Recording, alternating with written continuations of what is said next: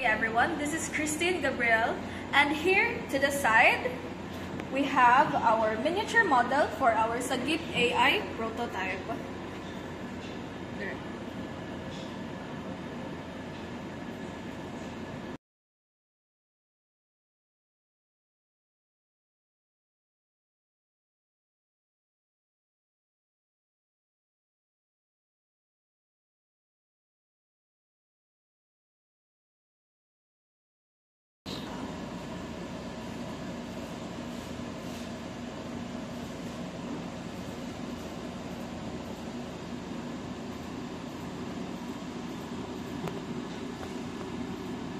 Go. And of course, natay nga ako ang car to see sa mga car levels na to.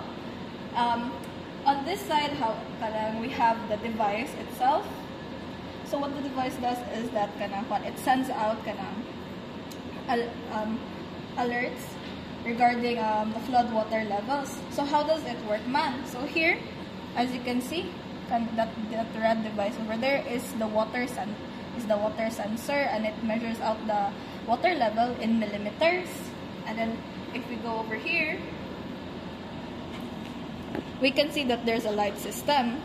So yellow is for kanang normal siya nga level.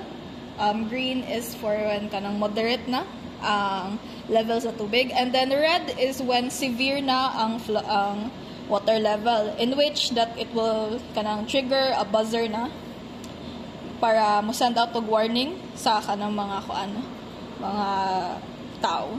Ayan na. Okay, pause. So now we will be demonstrating the effectiveness sa prototype sa prototype itself. Okay na?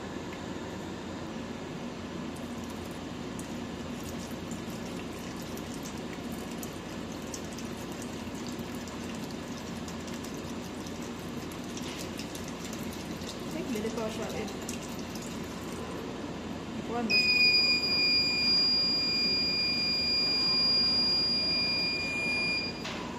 Okay na? So as you can see here, na siya aim ka lang. Okay. So the data refreshes every minute, and then real-time information is gonna refresh every minute, and then i-analyze siya sa code nga i-input sa laptop, etc. Go.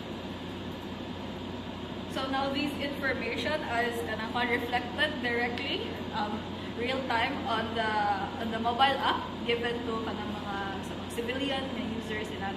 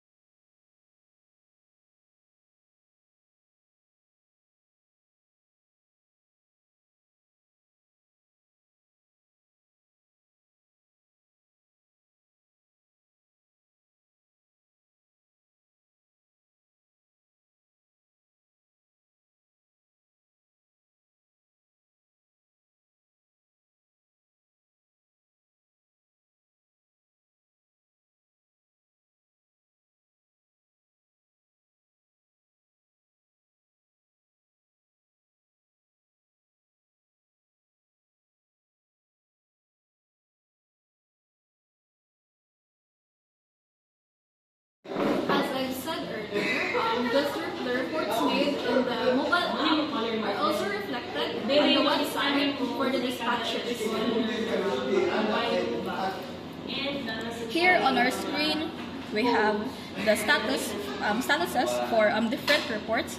So right now, there are 2 pending reports, 0 assigned reports, and 0 completed reports. So why do we have like different pending and assigned? Because for a pending report to be put in assigned, you have to assign a personnel here, which is the website operator's job to do. As you can see here, these are the kanang active mga reports made. So here we have like a flood in the downtown area, a river overflow, a flash flood. These are the status for each report. We have the severity, and then for the flood level, and then when the report was created, complete with the date and the exact time, and a short description so that the rescuers know what they're supposed to expect. I think sakto ra. Muna na lang siya.